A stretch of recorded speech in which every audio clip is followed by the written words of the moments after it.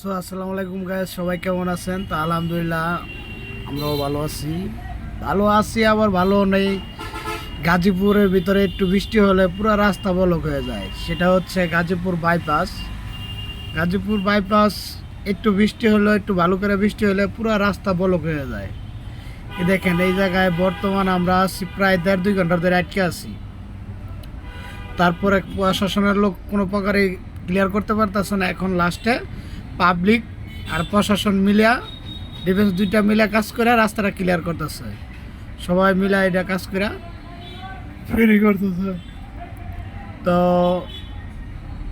দেখেন, এই দেখছেন কীভাবে গ্যাঞ্জামটা বাইরে রয়েছে। এক হয়েছে বাইপাস থেকে যে টাঙ্গাইলের রোডটা গেছে কাইলাপুর কোনাবাড়ির, সেই রোডের মূলত ওই রোডটাই জাম বাজাইছে। ওই রোডটা ক্লিয়ার দিতে পারতেছে না।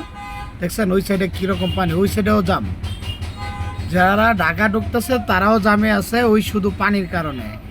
এই পাশে শুধু এই নামার পানির কারণে। তো আমরা এখন চলে যাব সামনে, কি পরিমাণ পানি জমছে রাস্তায় দেখতে পারবেন। তো আস্তে আস্তে আইসা বললাম এই পানির বগল, দেখছেন কি পরিমাণ পানি জমে এখানে বৃষ্টি হইলে। এটা কন্টিনিউ বৃষ্টি হলে আমরা সবাই, সাধারণ পাবলিক বা গাড়ির যারা ড্রাইভার, আমরা সবাই বুক করি। তো ইতিমধ্যে আমার বন্ধু আমাদের মাঝে গাড়ি নিয়ে চলে আসছে, সে ঢাকা যাচ্ছে। তো আমার জিজ্ঞাসা, দোস্ত আমরা কি যাইতে পারবো? পরে বললাম, দোস্ত বেশি দূর না, অল্প দূর, জাম ঠেলে যাইতে পারবি। তো আমার বন্ধু চলে গেল, আমিও জাম পার হয়ে গেলাম। তো এখন মনটা ভালো লাগতেছে, মুখে একটু হাসি আসলো। তো এখন চলে যাব। খুদা হাফেজ। তো ভালো থাকবেন সবাই। এই আজকের মতো